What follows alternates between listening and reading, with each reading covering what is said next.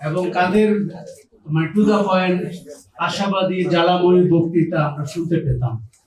এখন সেই চেহারাগুলো এখানে নাই, তারা পার্লামেন্টে আছেন এবং তারা কেউ কেউ সম্পূর্ণ ভিন্ন বক্তব্য দিচ্ছেন ভিন্ন চেহারা নিয়ে।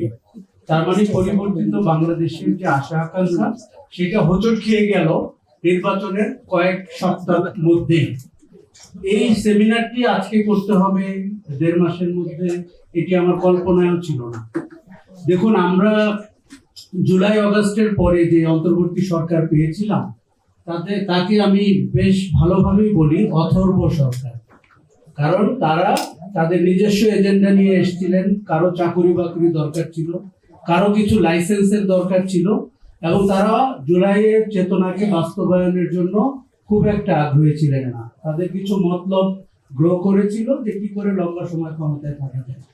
এবং তারপরেও ওই অথর্ব সরকারটি যে কয়েকটি উদ্যোগ নিয়েছিল, অর্ডিন্যান্স জারি করেছিল, সেগুলো ছিল মন্দের ভালো। মানে আমরা অনেক কষ্টে মনে হচ্ছিল যে কিছু তো পেলাম।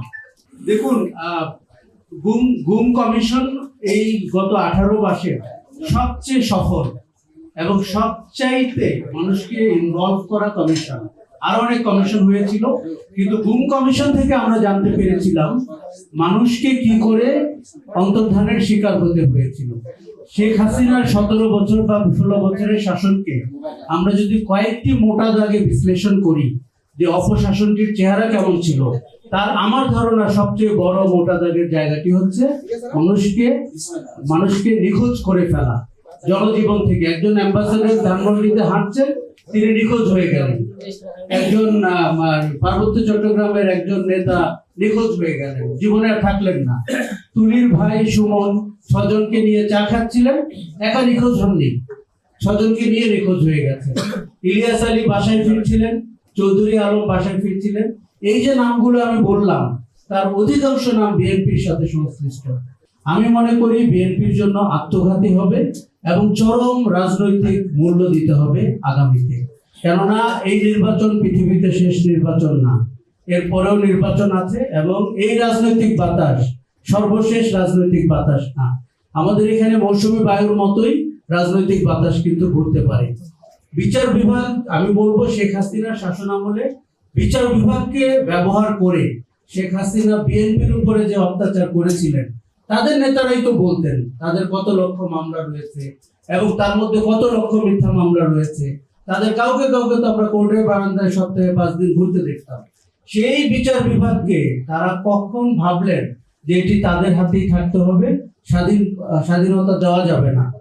আরেকটা জিনিস হচ্ছে যে সবকিছু মন্ত্রণালয়ের আওতায় আসতে হবে, এটি কিন্তু একটি ভয়ঙ্কর চিন্তা।